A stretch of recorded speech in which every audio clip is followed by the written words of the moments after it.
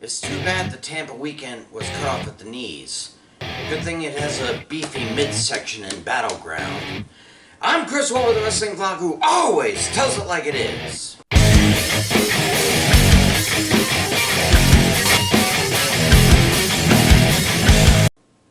Like I said, since John Cena won and held on to the title, I got half a point. If he had been disqualified, I would have gotten a whole point. Still, 3.5 out of 5, not too bad. Also, I don't have the teleprompter today, so I'm just working off notes here. Hope you don't mind. Anyway, it was supposed to be a long 4-day weekend in Tampa for the WWE this weekend, this Memorial Day weekend. It started last night with Saturday night's main event. Pretty good, pretty big. It's continuing tonight with Battleground and tomorrow with Monday Night Raw, all from the Youngling Center. However, the regular NXT show that was supposed to be at the Youngling Center isn't going to happen. It was canceled due to lack of interest, I guess.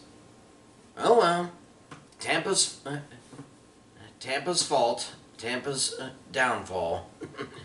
They'll have to wait till this Tuesday and watch on TV the fallout between the 4 championship matches, including the first ever TNA championship match on WWE PLE, as well as 2 other vicious and cruel matches for revenge.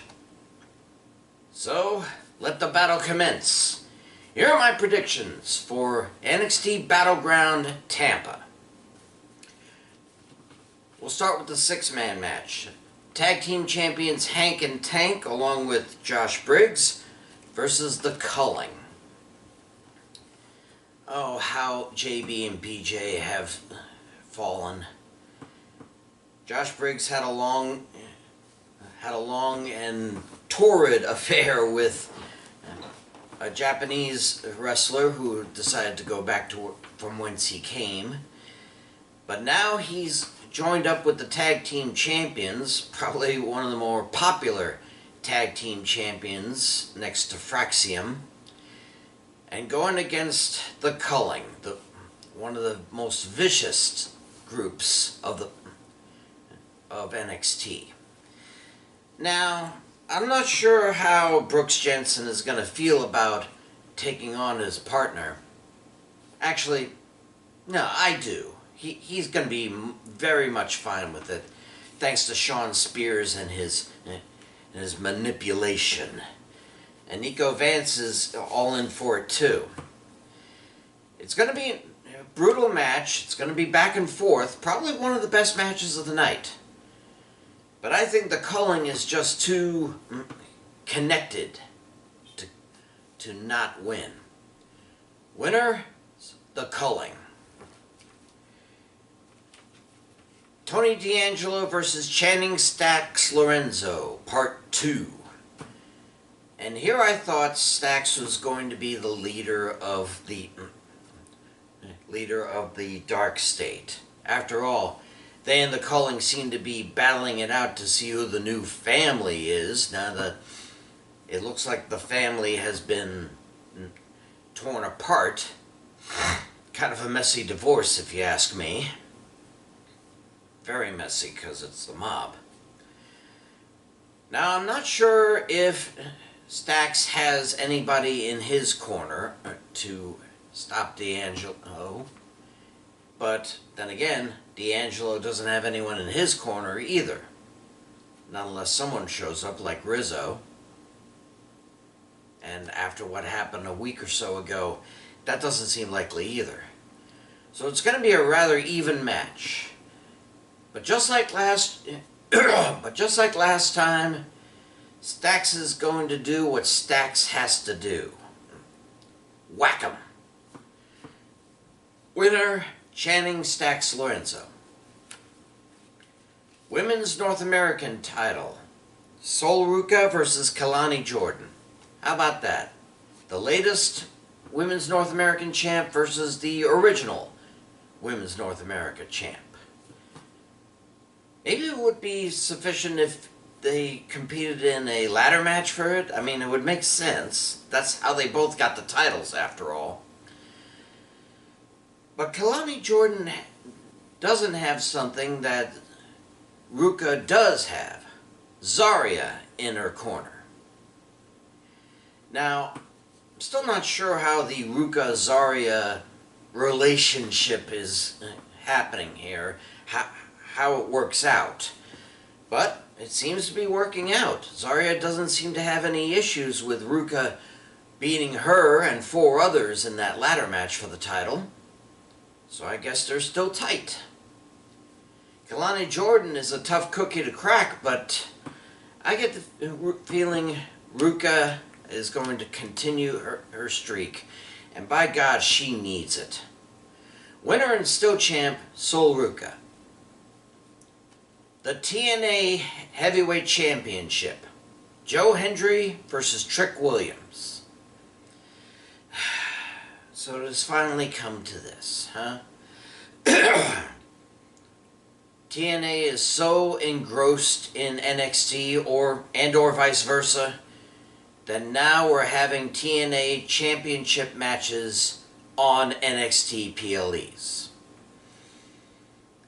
I'm sorry, it just seems so ridiculous.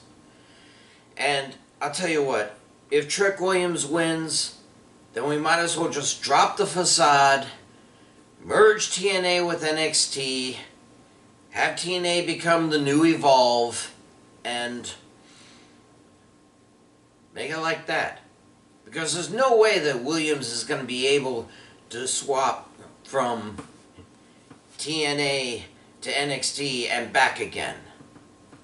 You know, in order to be an NXT champ, in order to be a TNA champ, he'll have to sign a TNA contract, I'm sure. Joe Hendry? Well, I think he'll still be champion. And sooner or later, he'll sign an NXT contract, or maybe even a Raw or SmackDown contract, who knows. But if Williams wins, we riot. Or at least I do. Winner and still champ, Joe Hendry. NXT Women's Championship, Stephanie Vaquer versus Jordynne Grace. Again, a former TNA champion now going after an NXT championship. But that's fine, because Jordynne Grace is now an NXT competitor, not a TNA competitor. And when Jordynne Grace was a TNA competitor, I really didn't think she would win, and thankfully she didn't. Stephanie Vaquer, however, has been NXT champ for a fair amount of months now. Do you think it may be time for her to give it up and move on to the main roster? I don't know. I mean, with other women already pushing their way through, including 2 of the NXT women being in the Money in the Bank ladder match, I think she's being looked over.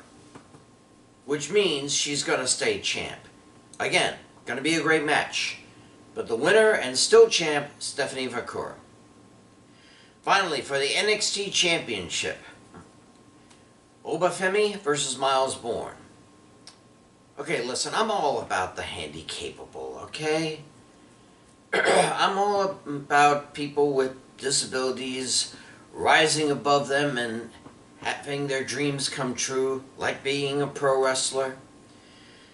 But none of that escapes the fact that Miles Bourne won a battle royal to win. One out of 25 people, and any one of them could have been champion. It was just a matter of luck. Now, yes, Bourne's did face Page to hold on to the title opportunity, and he did win. But it's still a shot in the dark. I mean, remember that one-legged wrestler from about a decade or so ago? He's in AEW now. I actually saw his first match in AEW. It was a long match, but eventually he got beaten. Now, Miles Bourne's disability is not as bad as that, but Obafemi is on all cylinders. Now, I get the feeling that Ethan Page might interfere somehow, or perhaps Charlie Dempsey will think, no one in the No Quarter Catch crew should be champion but me. Either way, sooner or later, Obafemi's gonna prove why he's the head of NXT.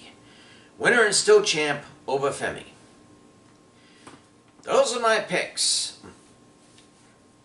Sorry, Tampa. Guess you'll have to do without the aftermath.